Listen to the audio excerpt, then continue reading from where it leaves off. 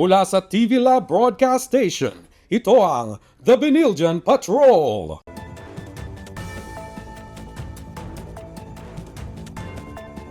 Magandang gabi. Narito ang ulo ng mga nagbabagang balita. Grupo ng junior students nag-shooting sa computer lab ng walang reservation letter, din nabastusan. Attorney Chel Jokno bumisita sa Benilde Antipolo para sa seminar ukol sa human rights. Lasallian Mission Week 2025 na inorganisa ng SG at LMSL, pinagdiwang. Malamig na panahon, dala ng hanging amihan sa Rizal, mararamdaman ngayong linggo. Musika Tlente 2024, mga nanalo, kinilala. Abangan din ang espesyal na segment kasama ang ating In-News News Mo Girls. Usap-usapan ng insidenteng naganap kamakailan kung saan ang isang grupo ng third-year communication students ang nagsagawa ng video shooting sa computer laboratory. Wala umanong kaukulang reservation letter mula sa GASO ang mga estudyante. Nagpapatrol, Andrea Manuel. Ang mga estudyanteng mananatiling walang pangalan ay ginamit ang bakanting computer lab para mag-shooting ng kanilang proyekto. Natagpuan silang walang dokumento para sa reservation ng nasabing room. Ayon sa program chairperson na si Mr. Lahat ng espasyo sa Benilde Antipolo ay nangangailangan ng letter o reservation kapag mag-shooting. Hindi dapat basta-basta nag-shoot. Dagdag pa niya, dapat alam ng mga third-year students ang patakaran sa shooting dahil matagal na nilang ginagawa ito. Higit pa, isang kilalang din ng paaralan ang nagpahayag ng kanyang saloobin ukol sa insidente at sinabing bastos ang mga communication students dahil sa hindi pagsunod sa tamang proseso. Sa kabila nito, nagpakumbaba ang grupo ng mga estudyante at personal na humingi ng paumanhin. Pinagtibay ng magkabilang panig ang kanilang pagkakaunawaan at nangako ang mga estudyante na hindi na ito mauulit. On behalf of my group, gusto ko po humingi ng tawad sa Dean po ng Benilde Antipolo. We will take our responsibility more seriously now that we are aware with the reservation and everything that we've done. Patawad at hindi na mauulit. Matapos ang pangyayaring ito, paalala ni Mr. lahat ng Benildians na sumunod sa patakaran ng paaralan pagdating sa reservation at video shooting upang maiwasan ang ganitong uri ng insidente sa hinaharap. Manatiling tumutok para sa mainit na mga balitang Benildiano sa pagbabalik ng TV Patrol.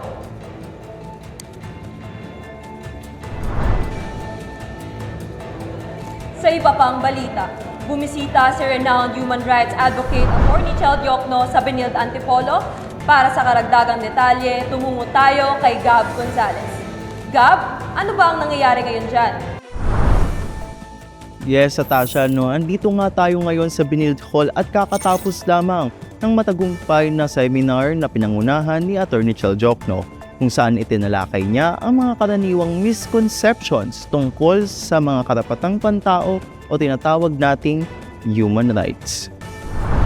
Ipinakilala ni Mr. Gladstone Cuarteros ng De La Salle University ang chairman ng Free Legal Assistance Group na ibinahagi ang kanyang kaalaman sa karapatang pantao. Binigyang diin ni Attorney Jokno ang mga ordinaryong Pilipino, estudyante, guro at manggagawa bilang pundasyon ng human rights. Nakasentro sa kanyang pahayag ang pagpapahalaga sa karapatang pantao. We will never have a society where you will thrive, where you will flourish, where you can enjoy yourselves, laugh and dance and sing, express yourselves, build our nation, unless we accept and respect human rights. Ang aming correspondent na si Naya Raganit ay nakapanayam si Attorney Chel Jokno at nakuha ang kanyang motibasyon para sa patuloy na pakikipaglaban para sa karapatang pantao. Well, human rights is all about accountability, equality, and empowerment. And I think it's important that we have that in our society. Kaya ako talagang tuloy-tuloy ang pakikipaglaban para sa karapatang pantao. Narinig nga natin ang mga advokasya ni Attorney Jokno na tunay na maraming na-inspire na Benildians at hanggang ngayon, usap-usapan pa rin sa buong institusyon. Atasha. Talaga Talaga namang isang makabuluhang talakayan ang naganap sa seminar. Pero Gab, ano-ano ba ang mga reaksyon o sinasabi ng mga estudyante dyan? Ayun na nga no, Atasha, nag-enjoy at natuto sila rito lalong-lalo na sa question and answer portion. Nagkaroon ng pagkakataong magtanong ang mga Benildians at pagkatapos nito, nagkaroon pa sila ng photo opportunity kasama si Attorney Jokno. Maraming salamat, Gab.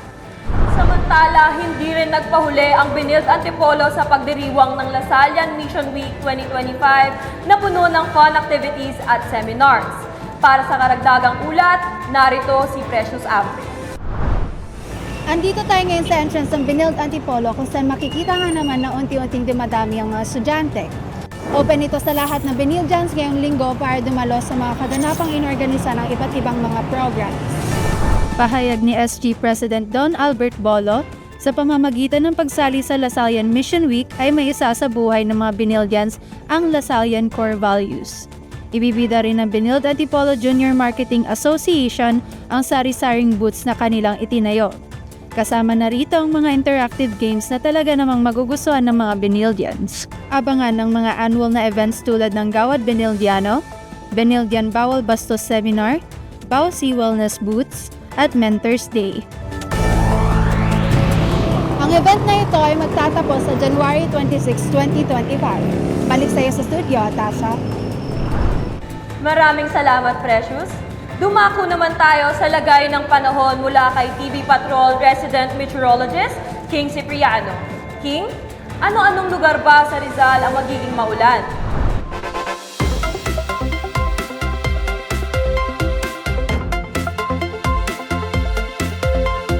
Atasya, maging maulan nga dito sa buong Rizal pero asahan natin ng mas malakas sa pag-ulan sa Tanay, Taytay at Antipolo hanggang sa weekends. Asahan naman ang maulap na kalangitan na may posibilidad na pag-ulan tuwing hapon sa mga susunod na linggo. Pinapayuhan ng lahat na magsuot ng jacket o pangginaw dahil maglalaro ang temperatura mula 23 hanggang 25 degrees Celsius. Inaasahan ng mas malamig na panahon sa Luzon sa susunod na linggo dahil lalakas ang northeast monsoon o hanging hamiyan simula ngayong araw ayon sa Pag-asa. Ayan ang update sa lagay ng panahon. Ako po si King Cipriano. Balik sa iyo, Atasha. Salamat, King. Para sa iba pang Benildianong balita, huwag kayong aalis at magbabalik ang TV Patrol.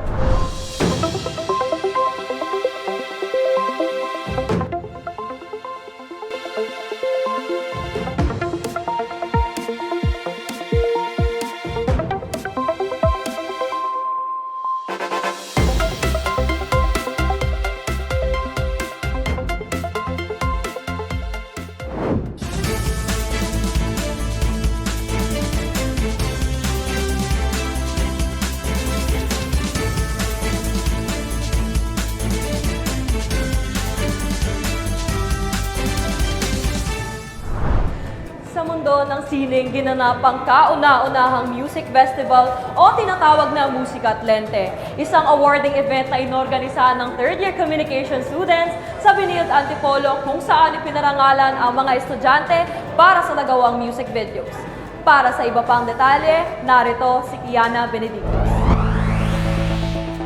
Ito na nga, Atasha, no? Nakita natin ng iba't ibang mga music videos na produce sa mga communication students. For mga OPM songs tulad ng Magazine, Uhaw, Magbalik, Himala, Sirena, Tuloy Pa Rin at Narda. Nakita nga natin no, na ang Talahe Productions o Himala Music Video ay naghakot ng mga parangal tulad ng Best Music Video, Best Cinematography at Best Editing Awards. Masaya namang tinanggap ng buong production ang parangal na ito habang ang director nila ay tila naiiyak pa sa sobrang tuwa. Ani ng kanilang director na si Princess Perez, pinagpuyatan daw nila ang project na ito. I want to thank all of my members because even though na may mga director's treatment akong naambag doon sa music video, if it weren't for the creative minds of lahat ng aming members, hindi mabubuo yung masterpiece na yon.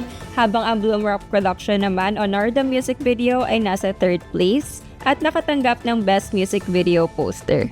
Masaya namang tinanggap ito ng kanilang director na si Ashley Humawan. Pagdating naman sa Fraud Productions o Serena Music Video ay nakakamit sila ng 2nd place award. habang ang kanilang director na si Mr. Jimmy Melano ay nakatanggap ng Best Director Award. First of all, nagpapasalamat ako sa mga kagrupo ko dahil sila yung naniwala at nagtiwala sa akin. Then second is, hindi ko talaga na-expect yung award Pero ayun na nga, nahusgahan ng judge and I get the Best Director Award. Ito ang kauna-unahang music video festival ng Benilde Antipolo na magpapatuloy sa mga susunod na academic year. Balik sa studio. Matanong ko lang, Kiana, kasi nakita ko na ang ganda ng mga suot ng mga guests sa event at pare-pareho mga nakaitim. Ano ba ang inspirasyon ng mga suot nila? Atasha, ayon nga sa mga event organizers, ang team daw ng kanilang attire ay classic all black. At bigay na bigay naman ang mga guests sa mga kanilang outfit habang naglalakad sa red carpet. Congratulations sa ating mga naparangalan na productions. At ngayon, para sa mga maiinit na chika, narito ang ating In-News Mo Girls na sina Asia Songbird, Sofia Vasquez at ang ating box office queen, Ashley Humawat.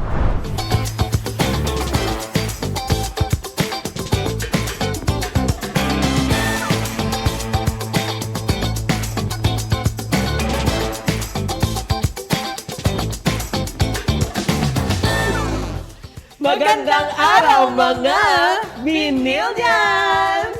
Ako ang inyong box office queen, Ashley Humawan. Ako naman si Sofia Vasquez at narito ang may init na chika sa ating campus ngayong linggo.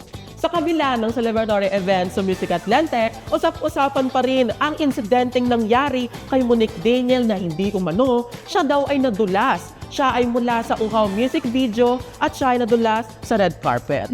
Ay, ang ganda pa naman ng outfit niya, pero ayon kay Monique, the show must go on. Siya, Director of Photography, Princess Pa. Alright, so I didn't expect to fall, but you know what they say, the show must go on. So what I did was slay. Nakakatawa naman ang attitude ni Monique. Meron siyang confidence at kumpiyansa sa sarili. Very confident. Yes. Dumako naman tayo sa ating pangalawang hot issue dahil merong dalawang estudyante ang nagkaroon ng alitan sa tapat ng TV laboratory. Mula sa ulat, sinasabi na nagsisihan daw ang dalawa dahil sa mga taong tumatambay sa classroom nang walang paalam. Parang alam ko yan. Ano ba sinabi nila doon? Okay? Okay ka din!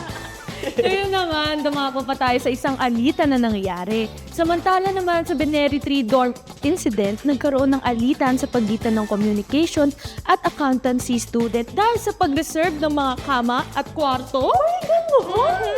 Ayon kay Mr. Kaya lang naman daw niya pinagbigyan ng accountancy students dahil konti lang daw sila. Ngunit hayag naman ng kabilang grupo na hindi daw tama na laging masusunod dahil lang gusto nila. Kakatawa naman ang mga Benildian students. Talagang pinaglalaban lahat, pati ang kanilang mga karapatan. Kaya naman, Sofia, meron ka pa ba mga chika dyan? At ayan muna ang mga chika natin sa linggong ito. Muli ito ang In-News Mo! Back to you, Atasha! Yan ang mga nagbabagang balita na dapat ninyong malaman ngayong linggo. Hanggang sa muli, ako si Atasha Runyo at ito ang TV Patrol.